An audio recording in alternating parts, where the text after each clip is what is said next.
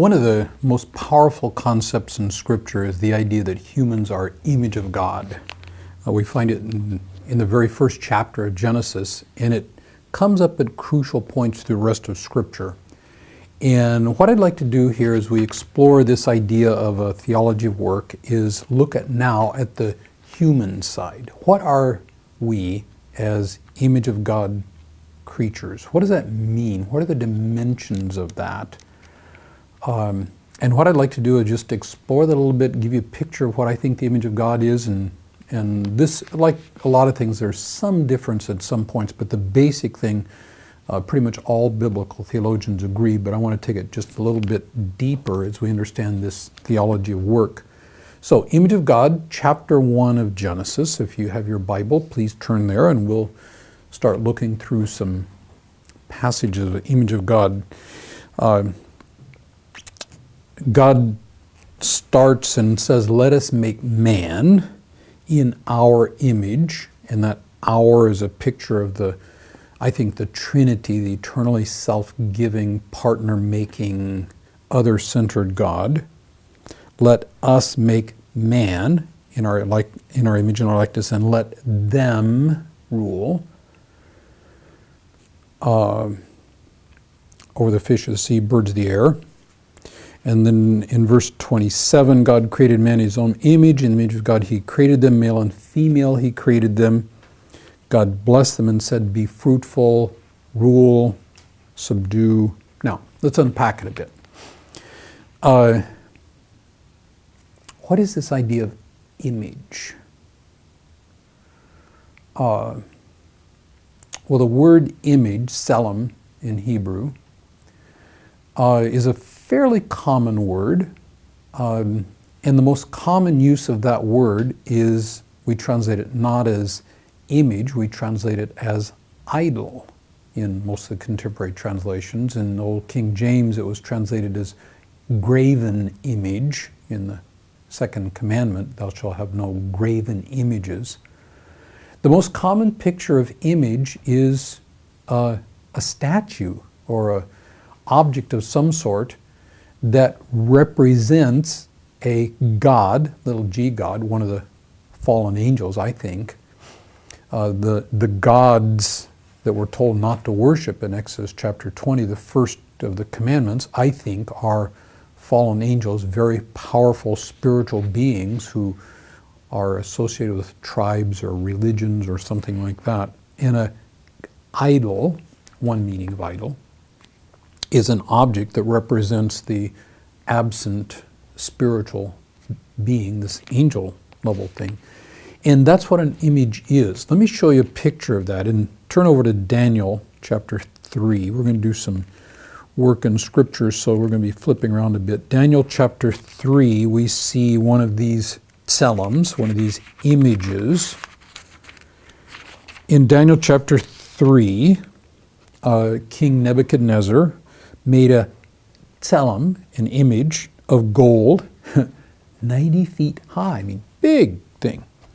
9 feet wide, set on the plain of Dura in the province of Babylon. He announced to all the guys to come to the dedication of the tselem, the image.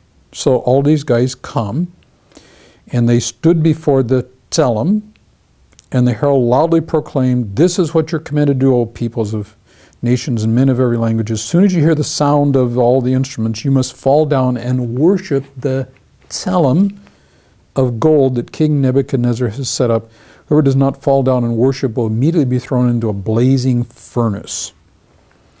So soon they heard the sound of all the instruments. Everywhere people fall down before the tselem of gold that King Nebuchadnezzar had set up. And of course, you know, the story goes, some of the astrologers say, hey, there's some dudes what are not falling down. Their name are Shadrach, Meshach, and Abednego. They neither, this is down in verse 12, Shadrach, Meshach, and Abednego, who pay no attention to you, O king, they neither serve your gods nor worship the image, tselem, of gold you set up. Now my question is, what is this tselem? Gold statue, 90 feet tall, big thing. What is it? Well, it's a representation of probably not the gods of Babylon, because here in verse 12, they don't serve your gods or worship your image of gold. And what they're doing is they're refusing to worship this image, this tselem, because somehow it is a representation of the spirit of Babylon, or maybe the god of Babylon. We don't know exactly what it is, but it's something to be worshipped because somehow it makes the god or the spirit of Babylon visible, and therefore you worship it. And what a tselem does is it makes visible and present the God who can't be seen. It's a little bit like our Statue of Liberty, except we don't really see it as a tselem, but somehow this is the spirit of the land, or the Liberty Bell back in Philadelphia. It represents the spirit of America. But nobody falls down and worships those things. But here it is. A tselem is something that makes the invisible God visible, and you worship it. Now, put that back in Genesis 1. Same word, tselem. And what we are as image of God is a way to make God visible, to represent him in some way that God is present in us. So, now think with me just a minute here.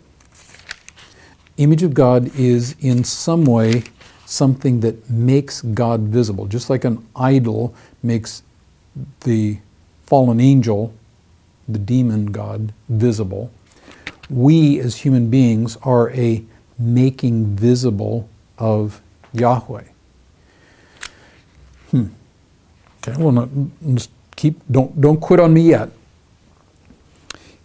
What is it that's image of God? What is it that makes God visible in some way? Well, it's let us make man in our image. What is it that makes God visible? Well, preeminently, look over in Colossians chapter 1. Again, we're going to flip around a bit. Colossians chapter 1, we find the same kind of thing. Well, Colossians 1:15, speaking of Christ, he is the image of the invisible God, the firstborn over all creation. By him all things were created, and so on. He, Christ, is the image of the invisible God. What does he do? He comes to make God visible. He comes to reveal God. John 1:18, he comes from the bosom of the Father to explain him, to reveal him, to make him visible concretely. So in his incarnation, same idea, image, coming back to humans, we are making God visible. How did Jesus make God visible? He did it by becoming embodied. Incarnation. The Word became flesh. Here, Genesis chapter 1, let us make man in our image. Not man's soul or man's spirit, but let us make man in our image. So if this is correct, the image of God is not my soul or my spirit. The image of God is me as a embodied soul, as a, well, Genesis 2:7, what is man? Genesis 2:7, God forms man out of the dust of the ground, breathes into his nostrils the breath of life, and man becomes a living soul, a nefesh hayah, a living being, a living person. Man, Adam, is body plus breath, together become person. Genesis chapter 1, let us make man, body and breath, image of God. How in the world can that be? How can we, with a body, be image of God who has no body? Well, the thing of it is, image is a making visible kind of thing.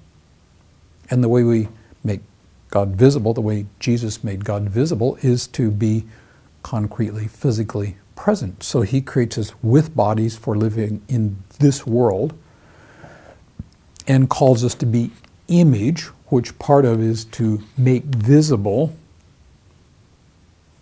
the invisible God. God said, let us make man in our image. Let us make man in our image. Is this Adam or is this humankind? Well, if you keep reading, let them rule. Let them rule. So image isn't just an individual person, Gary is the image of God, but it's an us thing as well.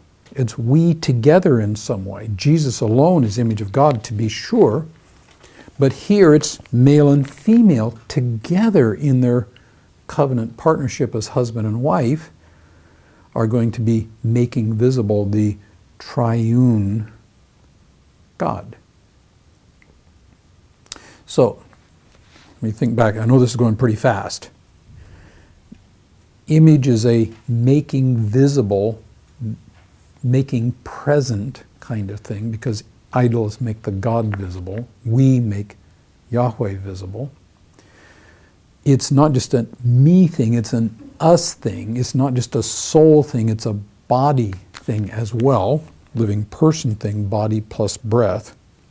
Let us make mankind, male and female,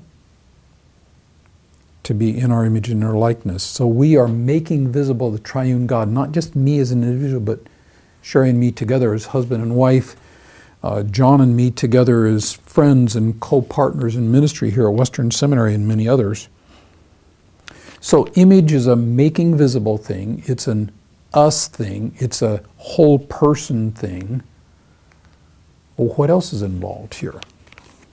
Well, let them rule over the fish of the sea. Here's a working piece, a functional piece. Okay, functional piece. There's a working piece, rule down in verse 28, be fruitful, fill the earth and subdue it, fill and subdue, rule over the fish of the sea. Genesis chapter 2, we're going to see that Adam is told to take care of the garden. It's worship language there, partnering together with God.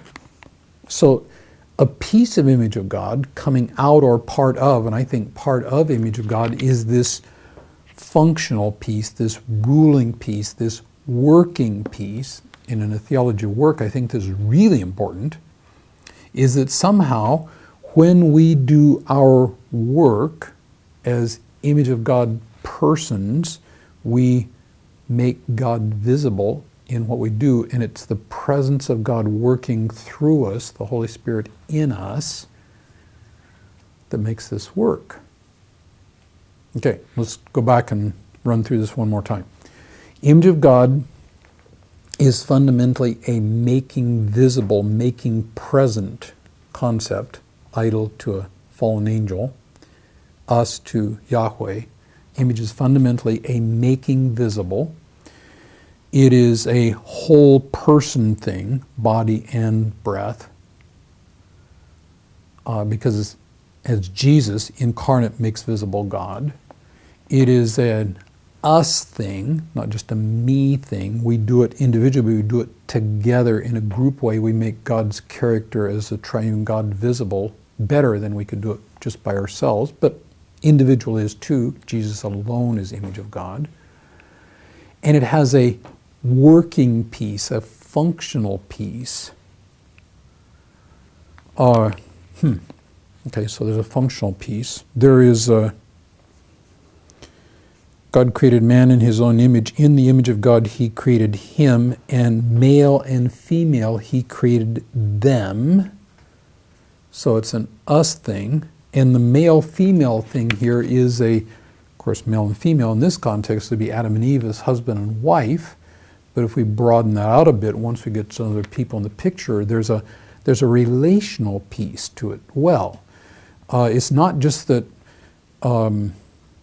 It's not that just we're together on some sort of work team, but there's a deep relationship, like the marriage relationship, covenanting together.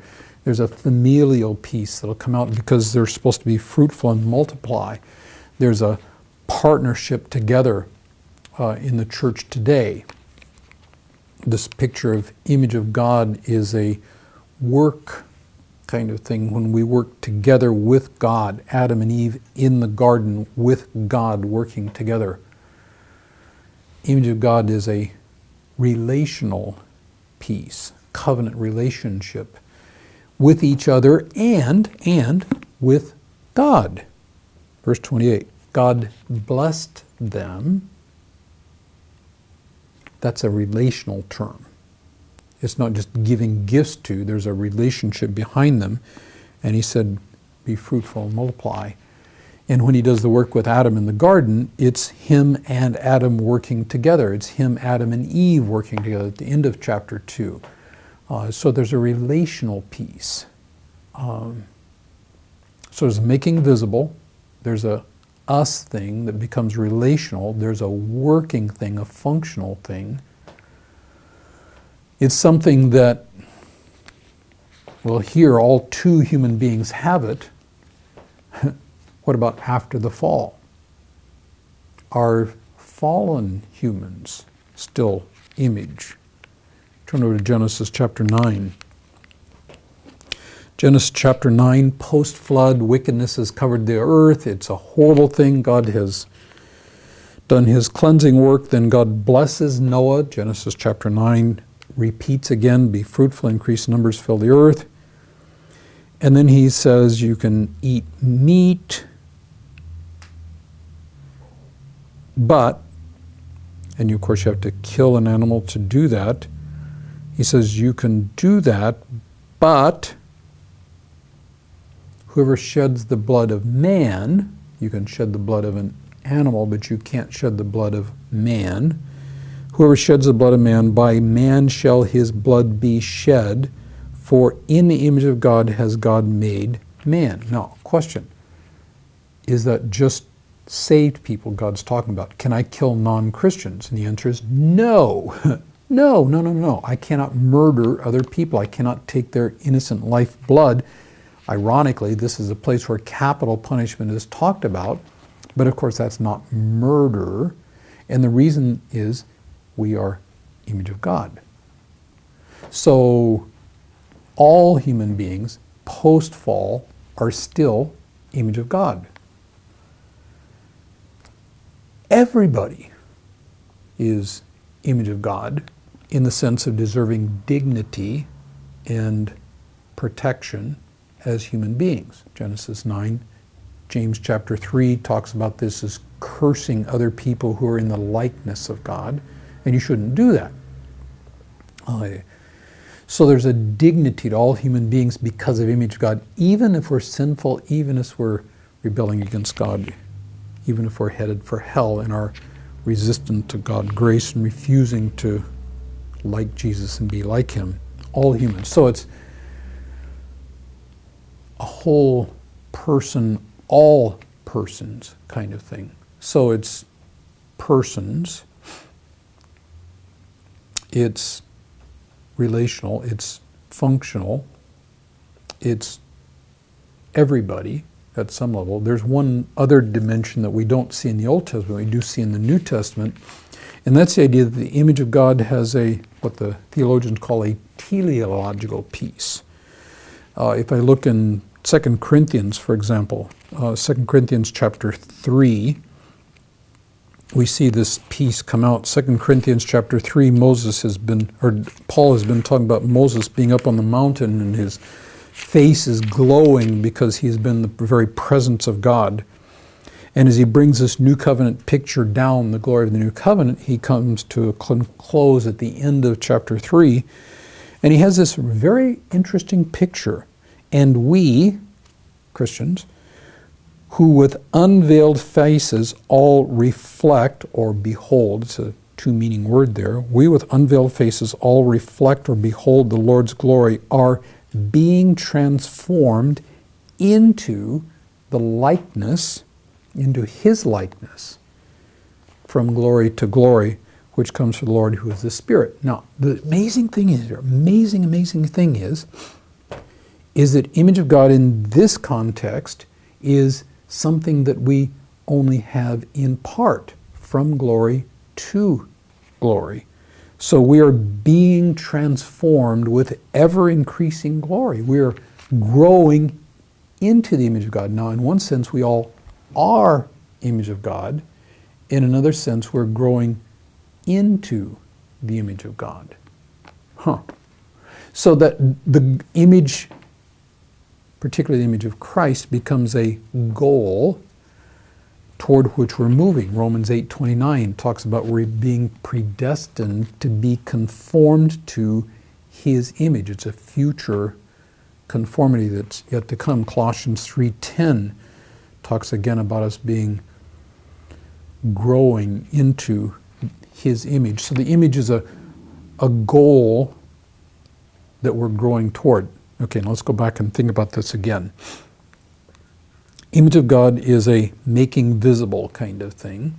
Image of God is a personal thing. It's about me as a person. Let's think about that just a little bit. Person. Person is somebody who has self-consciousness, ability to understand the world, rational abilities, a moral ability. We can make choices based on moral categories. There's a right, wrong, there's a good, bad, there's a shame, not shame. Persons enter into relationship. So this whole person thing is a way in which we are like God. He is person, we are person, in this ability to be self-aware, to be aware of others, to relate to others, to decide on a moral basis. So we're persons, and there's a likeness to God, there's a resemblance to God. As persons, there's this working together, this functional side, there's this relational side of we do it as an us. It's a whole person, all persons.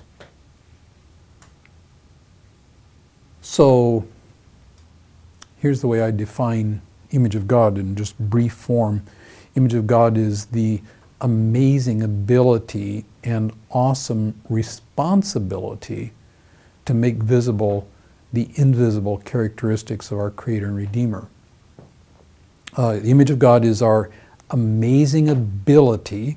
So we're persons and we have abilities, God-given abilities. They're just phenomenal, phenomenal.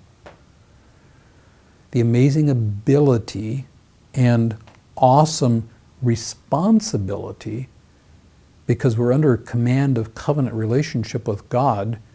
We're not made for ourselves, we're made for relationship with God. So an amazing ability, awesome responsibility to make visible God in us and out of us. We make his character visible, the character of the Creator and Redeemer, in all that we are and in all that we do. Now, there are a lot of stuff we could do with that. Some of the obvious places are life protection kind of thing. Why do we protect life? Not just human rights, though that's important. It's because of image of God. There's a divine dignity to all persons, and not just all functioning persons, not just all people we like, all persons. And now it gets down to the bottom line when we talk about the weak, the widow, the orphan, the alienated, the helpless, the sick. Image of God says that we, as making visible, making present the reality of God, have a divine calling to work in the lives of everyone, but especially the widow, the orphan, the alien, the sick, the oppressed, the helpless, to work in their life for human flourishing. And that's, of course, our theology of work at work, is the image of God, both because they are image and therefore deserving of these kinds of things, but we are image to be like God in our living and in our doing. And like God, we reach out to the sinful, we reach out to the weak, we reach out to the helpless, the widow, the orphan, the unborn, the end-of-life person, to reach in and help them flourish and relate to God and others in good ways. We go and talk with, be with, touch people who are in those kinds of situations, because it's an image of God thing. And when we do our work, no matter where we do it in a way that makes God visible. We make His presence real, no matter where we are. Now, think for me, just for a moment, in this idea of working. I worked for years as a school teacher, mathematics teacher. I worked for years as a bookkeeper, full-charge bookkeeper. I worked for years as a high-precision machinist. And I'll just take the machine shop, because I never worked in a Christian shop. I assume there are Christian machinists beside me, but I didn't meet many of them. And in that shop, I was there as a image of God representation, making present and visible the character of God. And as I would make parts there on the CNC chucker lathe that I worked with a lot toward the end of my career as a machinist, I was making really high precision, and I loved it. It was interesting work and a challenge to make these very high precision parts. And I've had parts on airplanes going into space and medical equipment, all kinds of stuff. And I'm doing this not just because I'm making money. I did, but I did it because I was increasing human flourishing. I was using that creative energy as image of God, because God is present in me and working and partnering through me.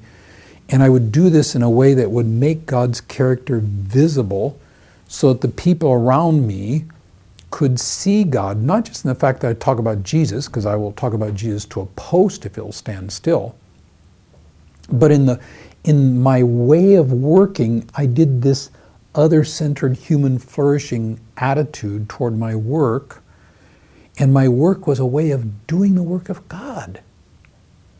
Because I'm image of God, I am making Him visible, I'm making Him present in what I do and in the relationships around me.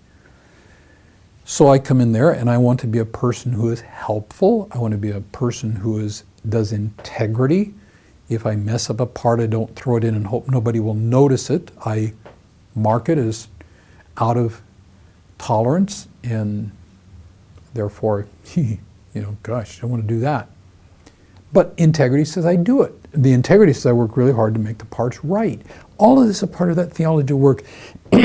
Not just because I may get fired if I don't do well, not because I'll get a raise if I do well, though those are good things. I do it to make God visible. I do it as a calling of His in my life, as image of God, making God visible. The amazing abilities that we have as human beings, the awesome responsibility to make God visible, and those kind of four fundamental dimensions. Personal, we have this ability to think and make moral decisions, to be self-aware, to be related. We have this functional piece, the ability to work together with and for God, the relational piece relating to other humans and to God, and these, what I call teleological, this growing piece of the image of God. And when I look at my life and I look at my work, I try to look at it from these dimensions and ask myself, am I using my person as a Christ-like person? Am I doing my work as a partnership with God? Am I relating to God in a way that's full of integrity and openness and vulnerability? am I growing into the fullness of that image? And those are grids I use to examine my working and my being, and it comes right out of this theology of the image of God that's at the foundation of our creation as human beings. It's an amazing concept, a lot of stuff there, a lot of stuff. But this is foundational, get you thinking as you think about the theology of work.